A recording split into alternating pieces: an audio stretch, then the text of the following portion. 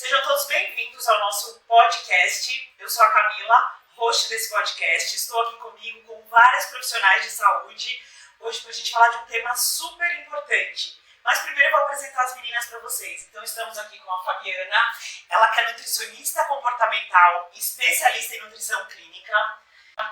Estamos também com a Fernanda, que é educadora física, especialista em wellness coaching. E estamos aqui com a Thaís, ela que é enfermeira, especialista em promoção, saúde e qualidade de vida. Vamos lá então para o nosso bate-papo hoje, que promete ser um bate-papo incrível sobre Outubro Rosa. Estamos aqui para falar sobre a prevenção do câncer de mama. Como vocês podem ver, o Outubro Rosa, né, o mês que a gente começa a ver a cidade mais cor-de-rosa, os prédios iluminados e várias campanhas, né? A gente fala, poxa, o que está rolando, né? Mas é uma campanha extremamente importante, ainda mais falando sobre a saúde da mulher. Isso porque as estatísticas sobre o câncer de mama só aumentam. No ano de 2023, a estimativa é de 73.600 novos casos de câncer de mama. E a gente sempre pensa, né? Poxa, como assim, né? Tem tantos avanços tecnológicos. E por que será que esses casos só aumentam? O que você acha, Thaís? Conta aí pra gente o que você acha. Por que esses casos estão aumentando? Hoje acho que os casos estão aumentando. Acho que tem duas vertentes que a gente pode pensar em seguir. Uma pela oportunidade de fazer o diagnóstico precoce, né? Então, tanto dentro da empresa, no seu ambiente de trabalho, é o momento que você tem que estar fazendo ali o diagnóstico precoce. Você vai fazer com qual acesso? Ou indo na medicina do trabalho, ou indo no seu médico no convênio, e pedindo mesmo esse exame. Ah, mas eu tenho ou não que fazer, eu tenho que esperar ter tal idade para fazer esse diagnóstico precoce? Não necessariamente, porque a palavra já é precoce, né? Então você estando viva, você faz o seu acompanhamento médico e aí nesse momento, com a sua história de saúde, ele vai indicar quais os exames que você vai poder fazer, né? E aí dentro deles vai estar lá a mamografia, a ressonância, ultrassom de mama, cada idade tem uma indicação de exame. Esse é o momento.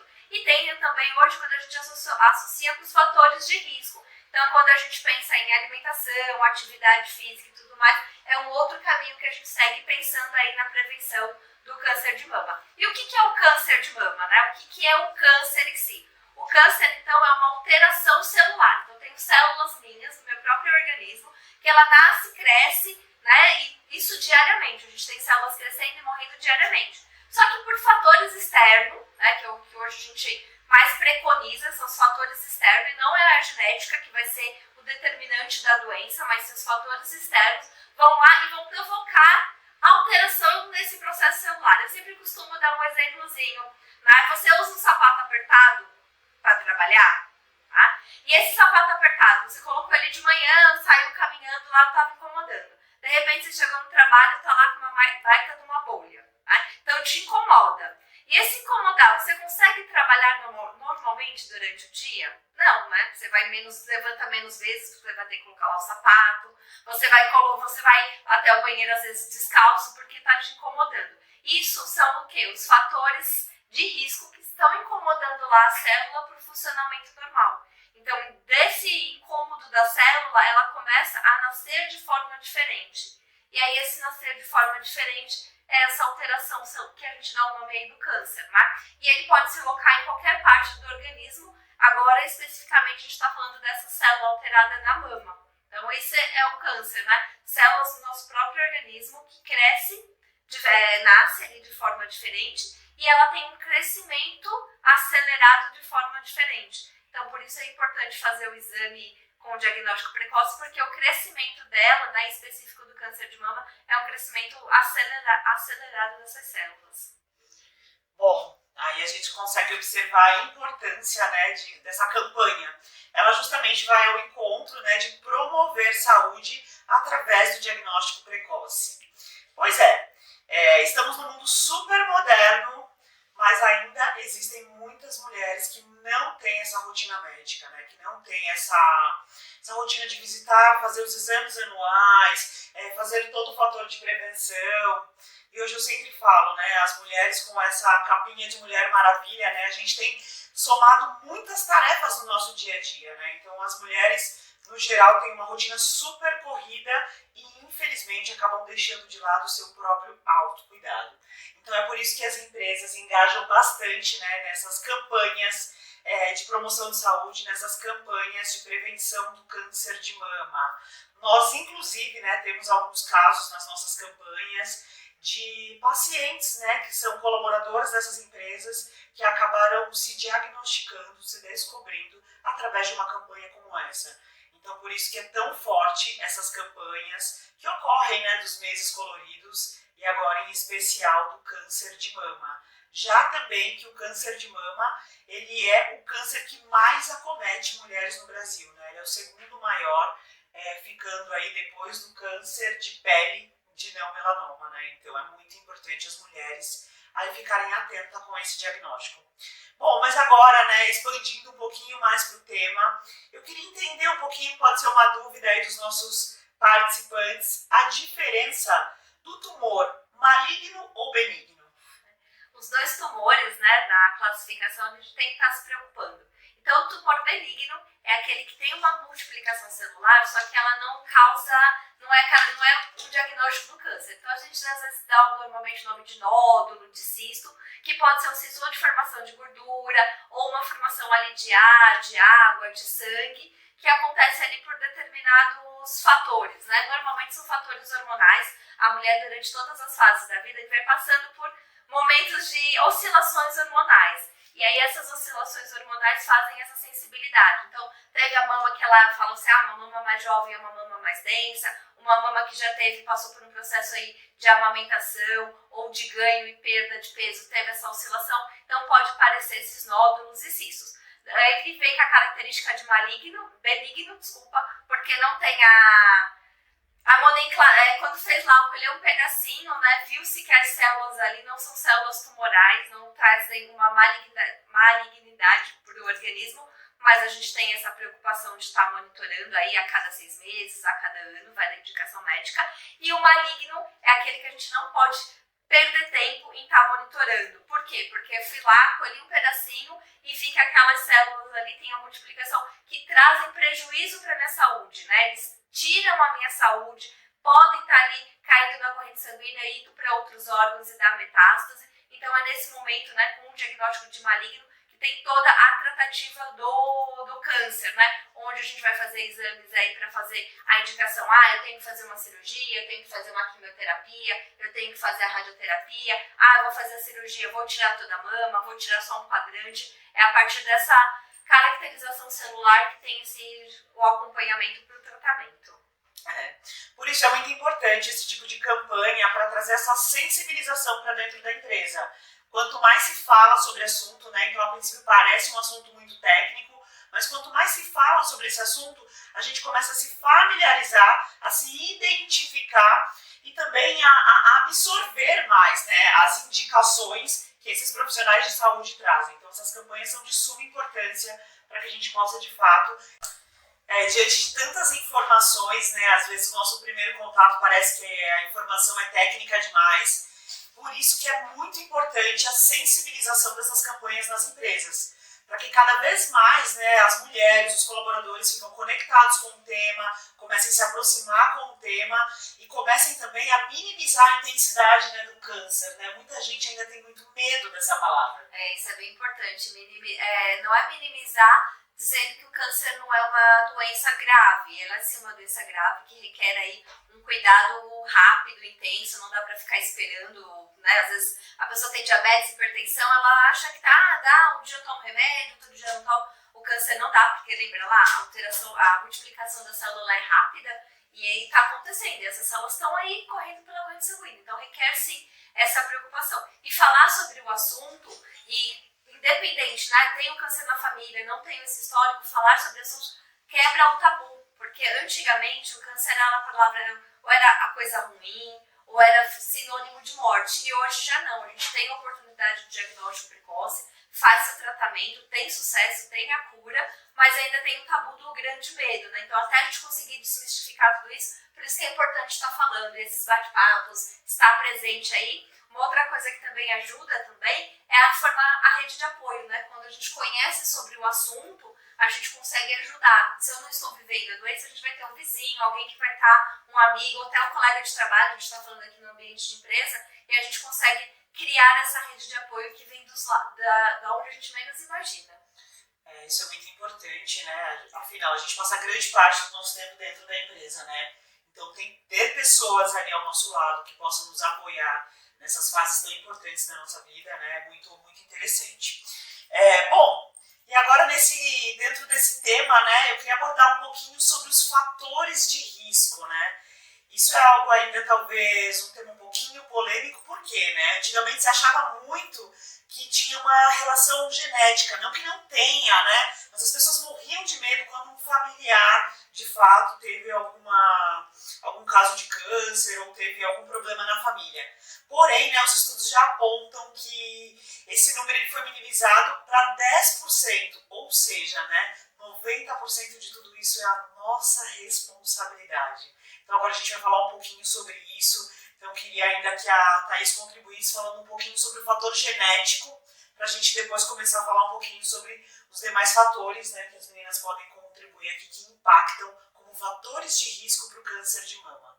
Então, quando a gente pensa em fator genético, a história minha que eu não posso mudar, a gente tem ali as alterações hormonais, então tem-se muito discutido falando sobre faz ou não a reposição hormonal, é o momento de se conversar com o médico. Número de gestações fica relacionado com o fator de risco, porque são momentos que fazem a alteração hormonal. Uso de anticoncepcional também são adendos, né, que a gente se preocupa quando a gente fala em fatores que a gente não consegue mudar.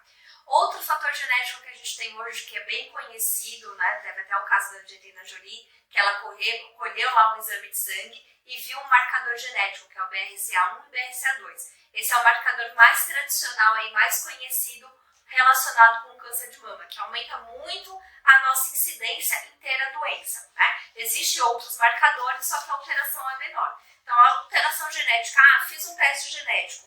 A primeira investigação lá é para o BRCA1 e BRCA2, que é um marcador forte para o câncer. Agora, todos os outros fatores de risco que as meninas vão estar comentando aí têm a ver com nosso cuidado diário.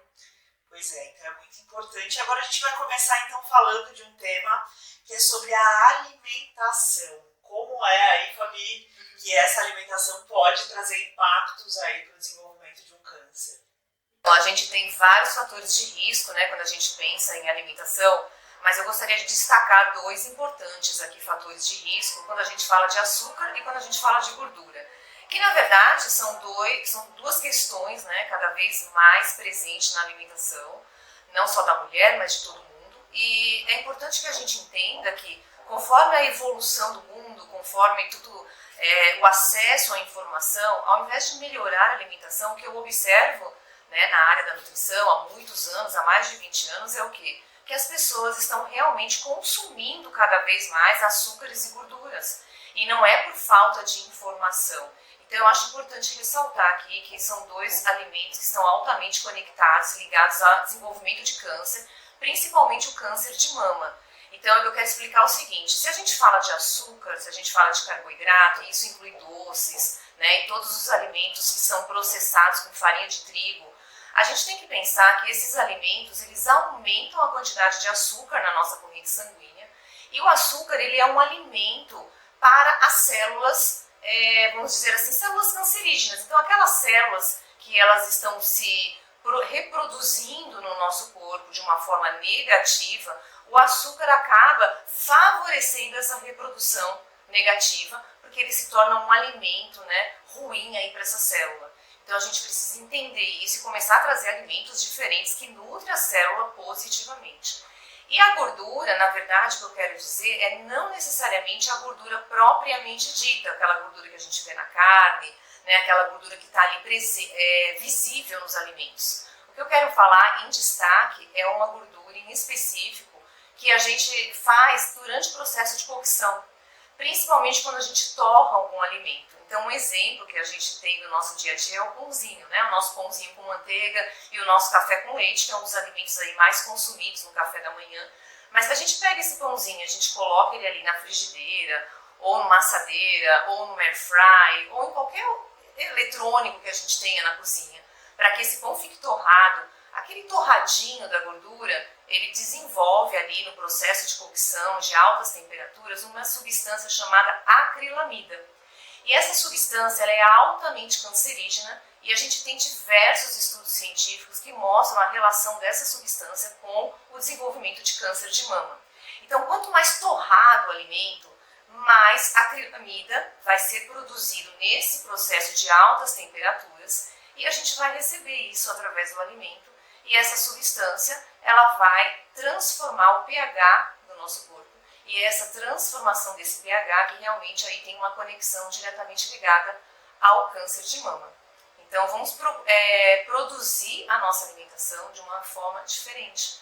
Vamos cozinhar como antigamente, né? E vamos evitar aí queimar a gordura, né? Passar o alimento na frigideira e criar aquela crostinha que fica ali no fundo da frigideira. E quanto mais torradinho, mais substância cancerígena é produzida dentro daquele alimento. Bom, Fabi, agora você despertou um monte de curiosidade na gente, né? Como que a gente faz para comer aquele pãozinho torrado de manhã, que era uma delícia, né? Mas agora me trouxe aqui alguns pensamentos, algumas perguntas também que o pessoal sempre faz. Sim. E a Air Fry? E o micro-ondas, né? Como são esses equipamentos aí correlacionados ao câncer? Eu estava com medo que ela me perguntasse isso, né? Porque é um assunto polêmico e, na verdade, é algo que tem a ver com modernidade. Né? Hoje em dia, quem tem um air fry, micro-ondas, não quer viver sem. Né? Resolve. A gente ganha tempo, né? Quando chega e realmente coloca uma coisa rapidinha ali. Ao invés de comer um sanduíche, a gente consegue, por exemplo, colocar um frango no air fry, a gente consegue colocar uma batatinha, né? Alguma coisa assim. A questão é que a gente precisa encontrar um ponto de equilíbrio a quantidade que a gente usa determinados equipamentos e a quantidade que a gente usa de fato a cocção tradicional. Ali cozinhar o alimento, né, da forma que a gente aprendeu ali antigamente, né? E a gente vem usando cada vez mais equipamentos modernos e esses equipamentos eles atingem altas temperaturas. E quanto maior a temperatura, né, no processo de cozimento, de cocção aí de um alimento, a gente vai gerando alterações ali naquele alimento, vai gerando substâncias que são, assim, o oposto do que seria o natural. Então, eu tenho um alimento ali in natura, certo? Um alimento ali com todas as suas características preservadas. E aí eu coloco dentro de um air fry, por exemplo, que vai atingir altíssimas temperaturas, porque a cocção é rápida. Então, algo que eu levaria, talvez, 20 minutos cozinhando, eu vou cozinhar em 3 minutos. Então, eu preciso de elevar uma temperatura muito alta. Esse alimento ele vai sofrer várias transformações ali nessa alta temperatura e é isso que vai gerar o prejuízo ali celular, como a gente está tratando aqui, né, na nossa discussão. Então a gente tem que tentar usar o equilíbrio. Não vamos usar fry? Vamos usar. A gente tem isso como recurso, né, para a gente conseguir comer melhor. Mas eu preciso usar todo dia? Ou eu preciso, por exemplo, pegar uma batatinha daquela que já é industrializada e colocar dentro da air fry? Será que eu não posso pegar a batata mesmo, descascar, cortar ali rapidinho e colocar dentro da air fry? Eu já vou minimizar a quantidade de alimentos processados ali naquela batatinha, né? Eu escuto muitas pessoas falar, mas eu coloquei um frango empanado. Eu comprei um nuggets, né? Esses alimentos rápidos que são industrializados e tem a falsa sensação de saudável, porque colocou na air fry, ao invés de mergulhar no óleo para fritar. Então é como está sendo usado, né, o equipamento. Pois é, a tecnologia ela foi muito favorável, sim, mas a gente tem que fazer tudo isso com moderação, exatamente, né? E agora até expandindo um pouco esse tema da tecnologia, eu vou falar desse equipamento que vocês têm aí, que geralmente está bem pertinho de vocês, no bolso, na mesa, em algum canto, que deixa a gente conectado o tempo todo. O quanto o celular nos tornou cada vez mais sedentário. E aí eu vou aproveitar aqui para puxar o gancho com a Fernanda para a gente falar um pouquinho sobre os malefícios do sedentarismo, né? E como isso impacta as doenças crônicas e também, né, os cânceres e o câncer de mama.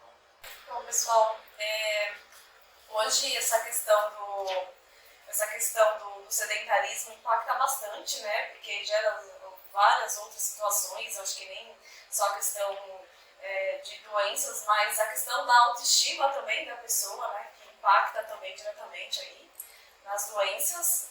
E às vezes a gente não consegue observar que talvez eu vou descer um ponto antes, no ônibus, eu vou descer um ponto antes para me fazer uma caminhada. A gente está fazendo um programa bem legal numa das empresas, onde o pessoal sobe 23 andares de escada. Que legal. Por quê? Porque eles entraram numa mudança de hábito, né? Saindo do sedentarismo, eles não conseguem ao longo do dia deles, porque é muito longe, e praticar uma atividade física numa academia. Então, eles resolveram fazer isso, que já é um diferencial. Eles estão incluindo algo diferencial na rotina deles. Vou subir escada porque eu não consigo ir. Então, o que a gente pode fazer, né, para poder trazer essa rotina de atividade física, pensando não só na estética, mas a questão do nosso bem-estar físico e mental também, né, para trazer esse equilíbrio. A gente consegue, talvez, eu não consigo ir para academia, mas talvez eu consigo, essa questão de descer um pouco antes para caminhar. Tem a questão da escada, quantos andares onde eu moro, eu posso subir e descer essas escadas. Eu posso, talvez, hoje tem várias facilidades no Google, lá no YouTube, a gente fazer pesquisas de exercícios, onde ele vai mostrar o exercício correto e o errado, até para a gente ter um parâmetro, já que não vai ter um profissional qualificado ali para estar instruindo, né? Mas hoje a gente tem muitas facilidades para trazer essa rotina de exercício físico, que é muito importante. Pois é, e nesse momento a gente observa, né, o quanto é importante esses programas de incentivo, justamente para fazer as pessoas refletirem sobre as rotinas, né, como a Fê falou. Os colaboradores dessa empresa, né, esse nosso cliente, estão subindo 23 andares. Essa escada sempre teve lá e ninguém usava, né? Então, às vezes a gente vai um andar, a gente usa ali o elevador, escada rolante. Então, isso vai muito ao encontro daquela frase, eu não tenho tempo. Quando, na verdade, são escolhas, né? Todo mundo precisa acessar ali a empresa pelas escadas ou pelo elevador. Por exemplo, o horário de almoço, né? Todo mundo aqui tem aproximadamente 1 hora, né, de almoço. E aí, o que a gente faz, né? A gente geralmente gasta aproximadamente 25 a 30 minutos ali ingerindo o alimento, né? E muitas vezes acompanhado do celular. Depois que a gente termina, a gente vai lá, pega o celular e fica ali, compõe os outros 30 minutos do almoço, mexendo na tela, sentado, parado, exercitando só os dedos, né? Ou seja, a gente poderia ter aproveitado esse tempo para fazer uma caminhada, para melhorar a nossa digestão, para refletir um pouco, né, sobre a vida, para tomar um ar fora do escritório. Então é muito importante, né, a gente de fato remodelar a nossa rotina para esse olhar, né, da prática do exercício físico, para esse olhar das nossas escolhas, que é o que a gente está falando aqui. E como é que a gente faz, Fê, para conseguir incluir isso, né, na nossa rotina, para que o exercício de fato torne um hábito, né? Porque todos os dias quando eu vou ver lá o Instagram da Fernanda, tá ela lá na academia, né, sem falhar nenhum dia. Como é que você faz para conseguir manter essa disciplina? Eu acho que faz muito sentido a gente se observar, né? Porque cada um tem sua rotina. Cada um tem seus afazeres em casa, trabalho, entre outras coisas. Por exemplo, eu tenho minha filha, eu tenho empresa, tenho meu marido, eu tenho uma casa. Então, o horário que eu achei para treinar foi 6 horas da manhã. Mas faz sentido você se observar. Que horário que eu posso treinar? Antes eu levantava, faltando 30 minutos para já levantar para ir trabalhar. Então, se você conseguir levantar um pouquinho antes, uns 30 minutos antes, você já consegue gerar uma atividade física, até uma conexão mais espiritualizada, né? Uma meditação, um alongamento, para que você possa levantar com mais energia. A gente passa muito tempo da noite, né? Às vezes na mesma posição. Tem pessoas que se mexem muito na cama, tem pessoas que não. Então imagina as articulações, a musculatura toda ali parada, né? Então se a gente já levanta no automático, já toma banho, toma café, sai correndo para trabalhar, e a gente não para e não tem essa reflexão. Então, o ideal é você parar, refletir, ver como está sendo sua rotina, onde que você consegue se encaixar. Porque é possível, tá? Só que cada um tem o seu momento ali, onde você consegue encaixar um horário para você fazer uma atividade física, até a questão da alimentação também, né? Sim. Porque às vezes a gente fala assim, eu não consigo parar agora para almoçar, mas o quanto você está se cuidando, né? Porque a alimentação é importante, o sono é importante, a atividade física é importante. Então, acho que está na hora da gente parar um pouquinho, respirar, refletir, onde a gente consegue encaixar esse tempo. Eu acho que é até legal quando a gente pensa em fazer se observar, é isso que a Fê falou, se observar, não comparar a sua rotina com a de outra pessoa, né? Porque para a Fernanda faz sentido fazer o exercício de manhã, mas para mim, de repente, faz sentido eu fazer à tarde, porque de manhã eu tenho um tempo para me locomover para o trabalho, café da manhã, deixar a criança na escola e tudo mais, aí eu não consigo de manhã, mas à tarde eu consigo, à noite eu consigo, de adequar a rotina do que faz sentido para mim, né, dentro da minha rotina, não comparando ou com a da Fernanda, ou com a do Instagram, porque às vezes as referências das mídias sociais acabam influenciando bastante na nossa rotina, porque nossa, ela pode, eu também posso, e não é real. Lembra sempre, né, o que a gente está vendo no Instagram, no Face, são momentos ali postados, tá? Não é a rotina do dia a dia, não é as 24 horas que cada um tem da sua realidade de casa. Eu acho que isso é bem importante quando a gente pensa em disciplina e ver o que faz sentido para você, né? Qual esporte você gosta de fazer? Eu gosto de caminhada, o outro gosta de nadar, o outro gosta de jogar vôlei. Achar a atividade que você faz. E o importante também acho que é começar, né? Não precisa começar 7 dias na semana, mas começa com 20 minutos, 30 minutos, e aí você vai vendo que faz sentido para você e você vai até juntando. No final de semana eu consigo fazer com a minha filha, com o meu esposo, né? No meio da semana eu faço com uma amiga, a gente sai juntando do trabalho e faz, ou encontro uma colega de trabalho de manhã, a gente vai junto e depois faz, e aí você vai adequando ali dentro da sua rotina. A Thais falou do encontrar algo que faz sentido, que eu gosto, né? Porque o que a gente mais escuta, eu não gosto de musculação, mas tá, o que você gosta de fazer? Talvez um alongamento, uma meditação, um pilates, eu gosto de caminhar. Então, escolha algo que você goste, para que vai te gerar prazer, liberar hormônios que vai te deixar mais feliz, mais motivado, e aí depois você parte para outros princípios. A musculação é muito importante, a gente precisa, né? Então, acho que faz sentido procurar algo que nos traz, um sentimento mais alegria, que a gente já comece bem, porque senão, não gosto de fazer forçado. Eu sei, eu tenho certeza, porque o que eu pratico, o que eu vivencio, que depois que a gente está lá, passa o tempo lá, a gente já melhora, né? Já tem aquele ânimo, aquela motivação. Mas aí você precisa procurar qual que é o que você vai mais sentir prazer de fazer para iniciar. Só precisa do primeiro passo, né? Sim.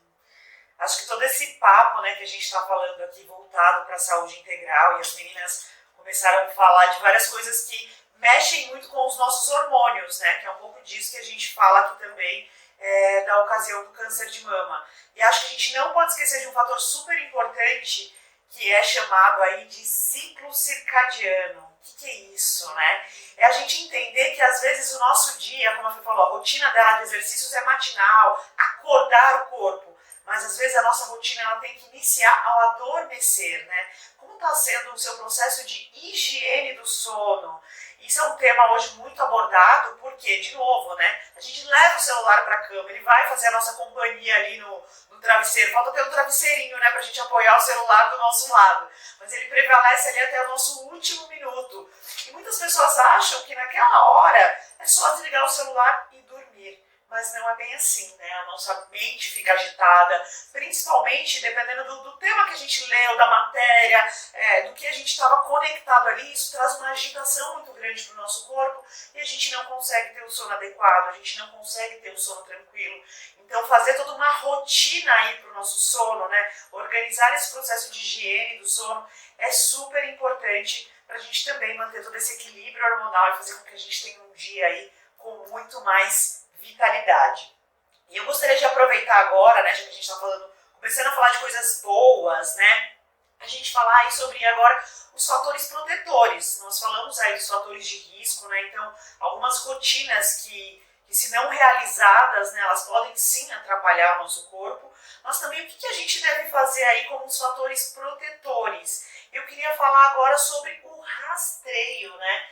Quais são, então, os exames que nós devemos fazer, que a gente tem que estar em contato anualmente para fazer esse rastreio de identificação do câncer de mama? Então, quando a gente pensa aí no diagnóstico, né, vou rastrear o câncer de mama, quais são as portas do acesso à medicina que a gente tem? Então, a gente tem a especialidade ginecologista, a gente tem a especialidade mastologista e a gente tem a especialidade oncologista, né? Isso seria a cadeia básica ali, primária, que a gente pensa ali, câncer de mama. Então, eu estou sem um diagnóstico. Eu vou começar pelo ginecologista, né? O ginecologista deve ser o melhor amigo da mulher, porque ele vai conhecer a sua mulher na fisiologia em todas as etapas, né? Então, normalmente, eu falo sempre assim, deixou de ir no pediatra, vai no ginecologista. E mas eu não estou sentindo nada. Ótimo.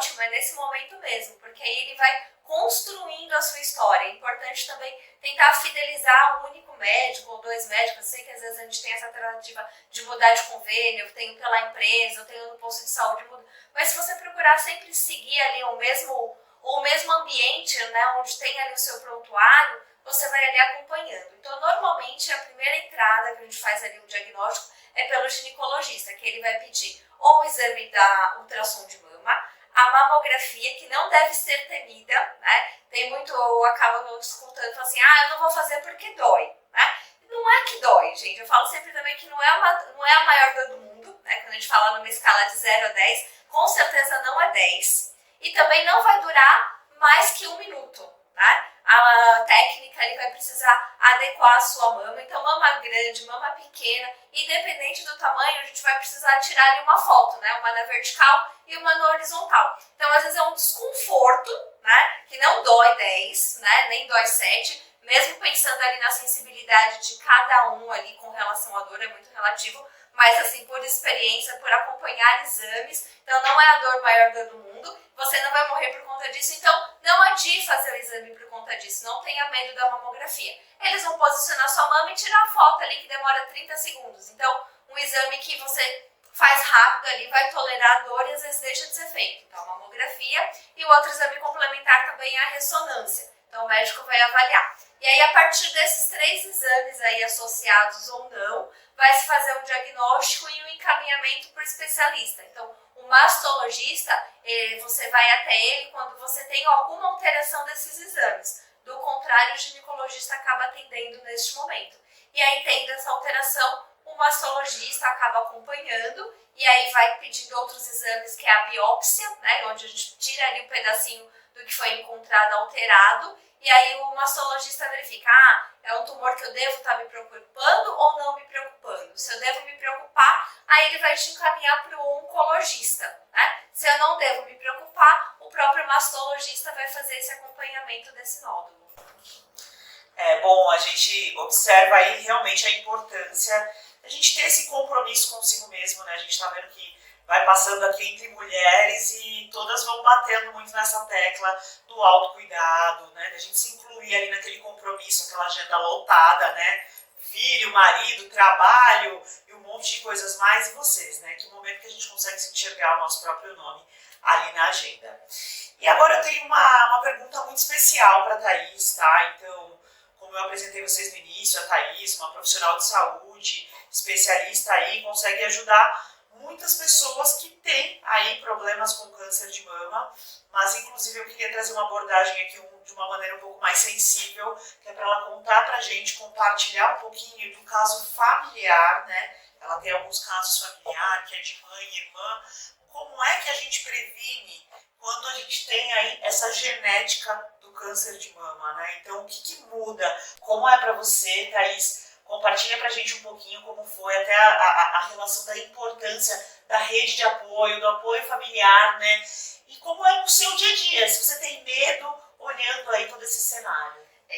Ficou bem impactante, né? Acho que o primeiro diagnóstico, a gente estava aqui conversando nos bastidores, e normalmente, quando a gente faz um diagnóstico precoce, que foi no caso da minha irmã, vem por um gatilho, né? Um desparte de algum caso ou na família ou de algum conhecido, né, o que acaba sensibilizando muito a mulher a ir fazer o exame ou tirando, destemendo ali um pouco o momento assim, alguém teve um câncer muito próximo e aí ela vai se preocupar em fazer. Porque foi o que aconteceu com a minha irmã. Então a gente fez um diagnóstico de característica da minha mãe, né, da minha mãe no exame de rotina, ela já tinha uma idade, então eu falo um pouquinho que o câncer, quando a gente associa ao processo de envelhecimento, ele acaba sendo fisiológico. Né? Porque lembra lá, os fatores de riscos, eles ficaram muitos anos ali incomodando, então no processo do envelhecimento é até esperado que a gente tenha alguma espécie de câncer, né? Por conta dessas alterações celulares que foram ocorrendo por muitos anos. Já no diagnóstico mais precoce, né, numa mulher ali de 25, 30 anos, fica muito evidente a genética. Mas a minha família acabou sendo um pouquinho diferente, né? A minha mãe, quando a gente descobriu o câncer de mama, a gente foi colher lá o marcador genético BRCA1, BRCA2, ela não tinha essa evidência. E aí a gente fez o exame da minha irmã foi lá fazer o exame de rotina, e dela foi encontrado lá um cisto, desse cisto a gente teve a biópsia, e dela teve lá um marcador e ela teve lá uma tratativa com relação à parte do câncer. E aí comigo eu fui lá, fiz meus exames e aí dá um frio na barriga, dá uma preocupação, né? A hora que ela foi colher o teste genético dela, ficou eu, e aí, né? Colhe o seu, colhe, aí são vários fatores, porque a gente tem a parte com relação, o convênio cobre, o convênio não cobre, eu faço, o que eu vou fazer com essa informação, né? Vem ali um boom de coisas na mente, vem o medo, e a rede de apoio acaba sendo extremamente importante, tanto para quem tem o diagnóstico, como para quem não tem, né? Que nem para mim, que eu não tenho, mas todo mês, né, a cada 6 meses, eu faço ali um exame diferente, uma mamografia, a ressonância, eu posso me deparar com a situação de ter ali uma alteração, uma mudança, então o que estava vindo negativo passa a ser positivo, e aí o que eu vou fazer com essa informação? E estar ali acompanhando um momento positivo, que nem da minha irmã, a gente faz, falo que assim, o processo de viver a doença, o quanto é importante estar no momento presente, né? A gente tem toda a rotina do dia a dia, e minha irmã, ela no primeiro diagnóstico, quando ela teve, ela estava com 34 para 35 anos.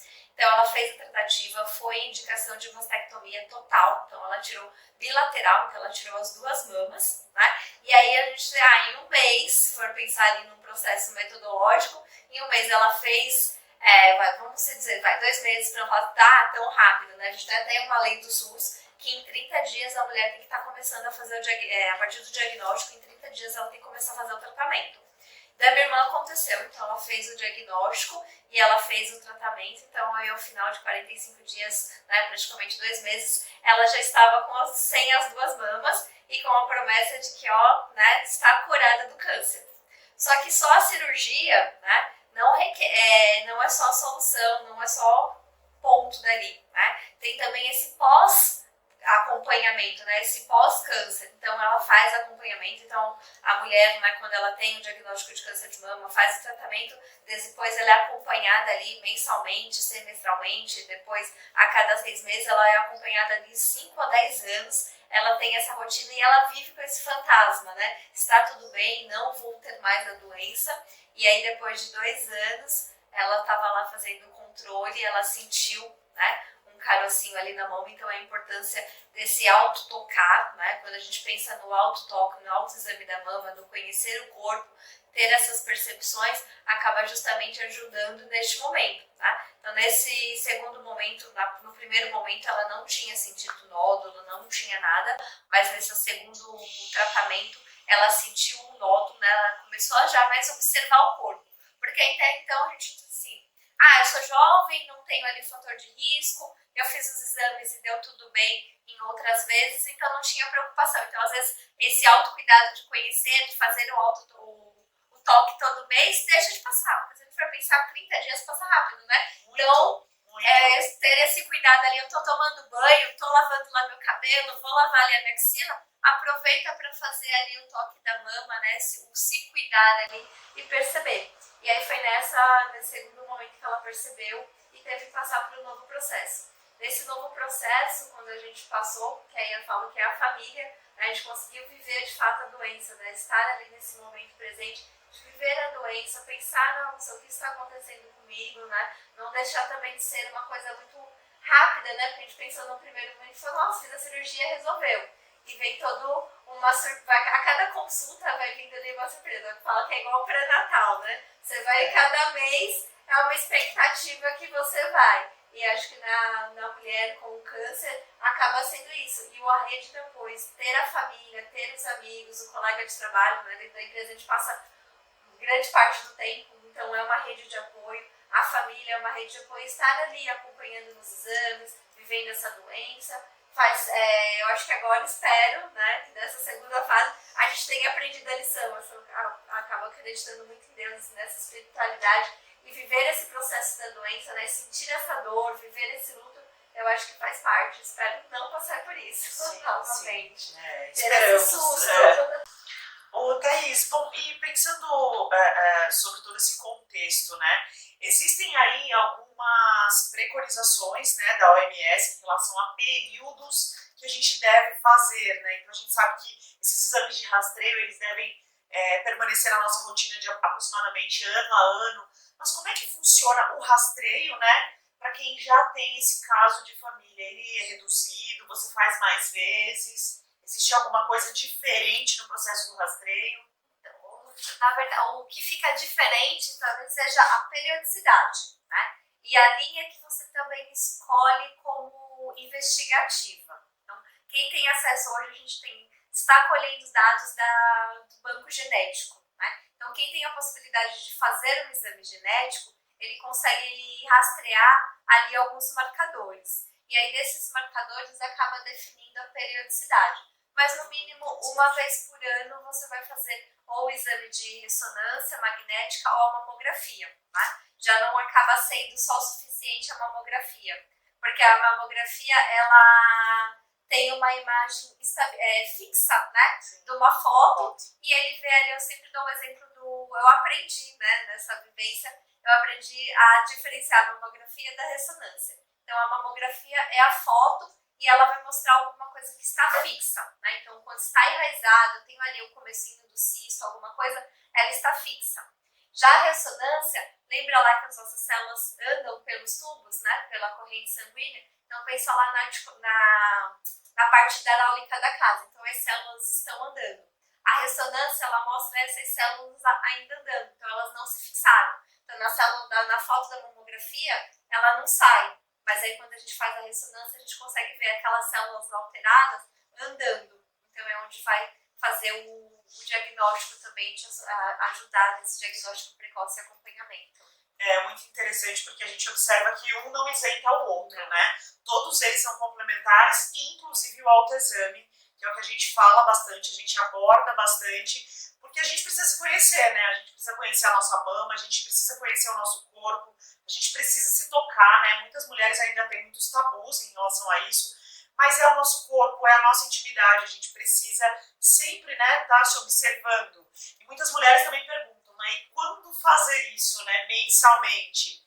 E aí sempre se fala que é muito importante, após o ciclo menstrual, como é isso? Isso, normalmente após o ciclo menstrual, por quê? Porque no pré-menstrual a gente já percebe aquela alteração, a gente fica mais inchado, então é comum ter aquela distensão abdominal, a distensão da mama, a mama fica mais sensível ao toque, né? Até às vezes a gente mexer o braço, colocar o sutiã, dar um toque para fazer o exercício, a gente acaba sentindo. Então no pós-menstrual, onde deu aquela baixada do hormônio, a mama fica ali naquela situação, na característica que ela permanece até por mais tempo no mês, e é onde a gente consegue ali ter a palpação, né? Não tem aquele discreto edema, inchaço, então a gente consegue perceber ali um nódulo, alguma alteração. E qualquer alteração que você perceba, né? Porque às vezes o esperado é que normalmente a gente vai lá e não ache nada, né? Mas qualquer alteração, opa, tá diferente, né?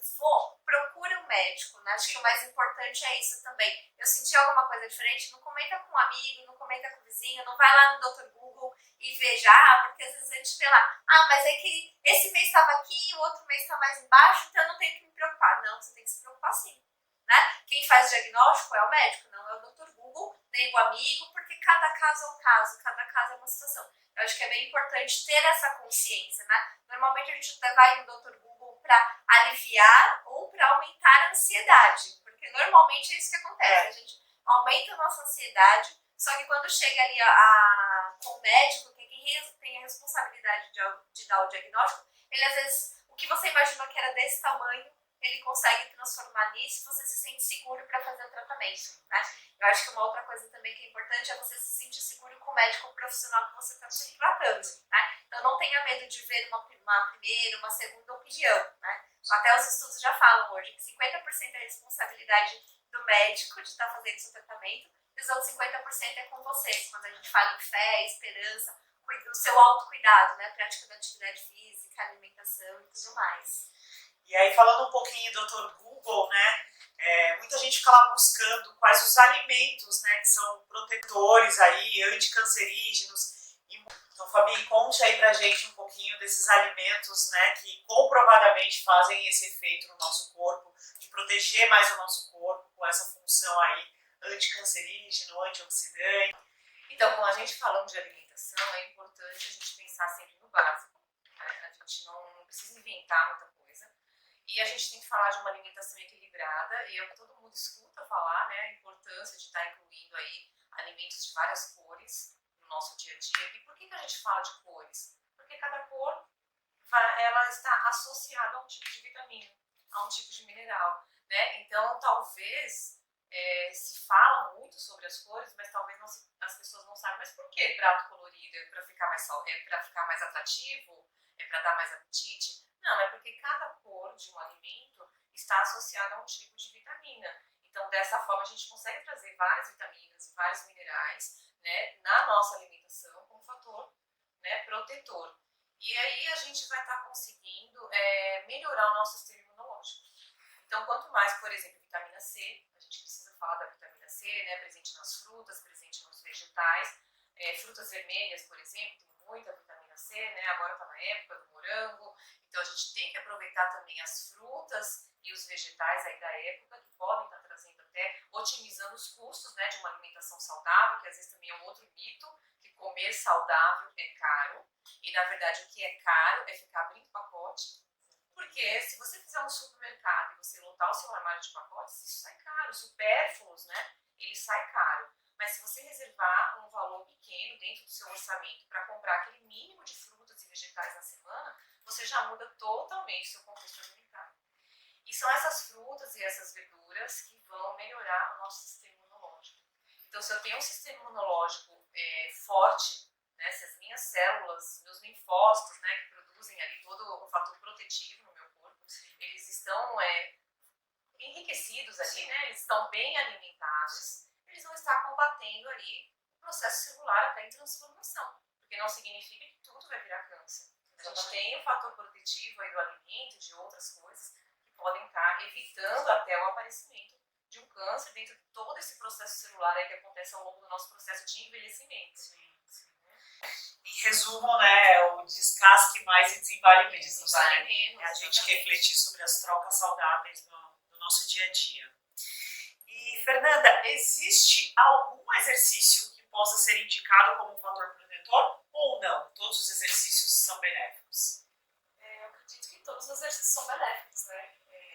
A gente tem vários tipos de exercício, tanto desde a musculação quanto... Eu sei que aparecem várias modalidades, treinamento funcional, treino intervalado, crossfit, né? Então, o ideal é começar. Comece por algum que te faça bem e vai contribuir muito, muito para a nossa saúde. Então, o movimento mexa-se, né? Vamos se movimentar e gerar movimento. Afinal, nosso corpo é uma máquina de movimento, né?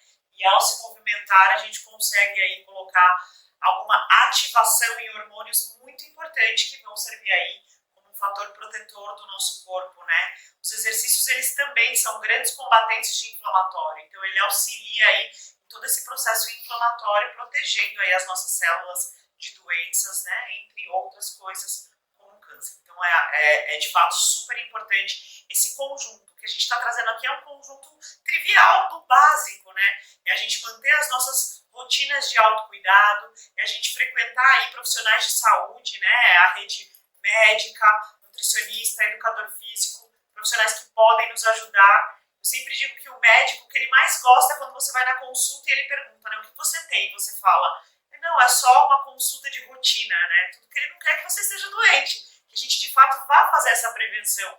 Mas isso ainda não é muito cultural da nossa geração. É o que eu falo, é uma geração que está tão evoluída, a gente tem tantos processos de tecnologia e às vezes esse básico do autocuidado, né, o que é o trivial, a gente está deixando um pouco de lado. Bom, agora eu vou passar para as meninas para a gente ir para o nosso encerramento, para cada uma deixar um recado super importante aí, voltado para a prevenção aí do câncer de mama. Ai, que responsabilidade falar algum fechamento sobre o câncer de mama, né? Quando a gente pensa que tudo é importante, mas eu acho que organize a sua agenda e dê o tempo para você. Acho que 5 minutos, 3 minutos, 2 minutos, eu acho que é extremamente importante, né? Quando a gente olha pra gente nesse tempo, e aí, tendo esse tempo todos os dias de 1 minuto, hoje eu vou pensar, vou agendar meu exame da mama. Amanhã vou cuidar da minha alimentação. Depois de amanhã vou colocar na atividade física. E aos poucos você vai construindo o que é importante para você nesse referencial de saúde e vai conseguir fazer aí todos os cuidados que a gente coloca quando a gente fala em promoção de saúde, né? E não adie, né? Colocou na sua agenda, vou fazer hoje, é hoje. Não importa se é de manhã, de tarde, de noite. Mas coloca isso no seu dia a dia, não tenha medo. E se você fizer tudo isso e vier a ter o câncer de mama, né? Foi uma coisa que aconteceu com a gente, porque eu já, alguns hábitos, né? Eu já estou na área da saúde há um tempinho, e a gente vai falando, cuida da alimentação, cuida da atividade física, e mesmo assim aconteceu. Então vem aquele questionamento, né? Por que comigo? Então é porque eu tinha que aprender alguma coisa. E aí eu ter essa condição de saúde, de já me preocupar com a alimentação, de já ter atividade física, me ajudou a enfrentar aí a doença de uma forma mais positiva, né? E caminhar aí para o seu sucesso no tratamento. Eu acho que é isso. Então, eu gostaria de deixar um recado aqui, né, para todos vocês que estão assistindo esse podcast e até trazer uma experiência aqui pessoal, né, de uma tia minha que teve câncer de mama, uma tia que eu tenho, assim, um afeto muito grande, né, que tem um papel muito importante na minha vida. E há 6 anos atrás ela deu um diagnóstico de câncer de mama. E naquele momento eu nunca me esqueço uma frase que ela falou, que foi a seguinte: e agora? Eu vou morrer. Eu me lembro, assim, isso impactou na época, né, muito mais do que até a notícia do câncer, quando ela disse: e agora, né, minha vida vai acabar, eu vou morrer. E naquele momento, para mim, eu enxerguei vida. Eu falei: não, tia, esse momento, por mais doloroso que seja, né, por mais impactante que seja, que mexa com toda a família, é um momento de rever, é um momento de entender o que foi feito até aquele momento, porque existe uma caminhada, né, todo o processo, para que o corpo, naquele momento, esteja refletindo daquela forma no aparecimento de uma doença. Então eu disse para ela: aproveita esse momento para se conectar, para se olhar, para entender o que você fez até agora, né, com o seu corpo, com o seu espírito, com a sua mente, para que a partir de agora possa ser tudo diferente. E hoje ela é uma mulher forte, que desenvolveu um processo de autoconhecimento, ela vê o mundo de outra forma, ela já, né, assim, curada, já tem mais de 5 anos, ela faz o acompanhamento dela, feliz, vivendo uma vida muito melhor do que ela vivia antes, e junto da família, e eu lá do lado dela, fazendo parte desse momento. Então eu queria deixar realmente esse recado, que não enxergassem doença ou câncer pelo olhar da morte, né? E sim pelo olhar da vida, e usando o recurso e a ciência e tudo que a gente tem hoje a nosso favor, mas que a gente pudesse se conectar com aquilo que está dentro, para que a vida possa ser diferente a partir daquele momento. Queria deixar esse recado e agradecer. O meu recado é para vocês estar se movimentando, né? Para um pouquinho para poder se conhecer melhor, né? Que às vezes a gente está nessa rotina de correria e tudo mais. Se colocar em primeiro lugar, né? Porque aí a gente consegue, se a gente consegue se cuidar, a gente consegue cuidar dos outros. Porque a gente prioriza muitos outros e não nos priorizamos, né? Então, esse período de respirar, se conhecer melhor, acho que vai ajudar bastante também. Espero que tenham gostado desse nosso momento de troca, né? Essa troca entre mulheres, falando sobre mulheres, falando da importância da prevenção, falando sobre o câncer de mama. Isso foi só uma pincelada do que a gente pode propor para vocês aí na sua empresa, do que a gente pode levar, levando todo esse time de peso para esclarecer mais detalhes, para trazer com mais profundidade e levar para vocês um pouquinho de saúde e prevenção. Obrigado a todos e até a próxima.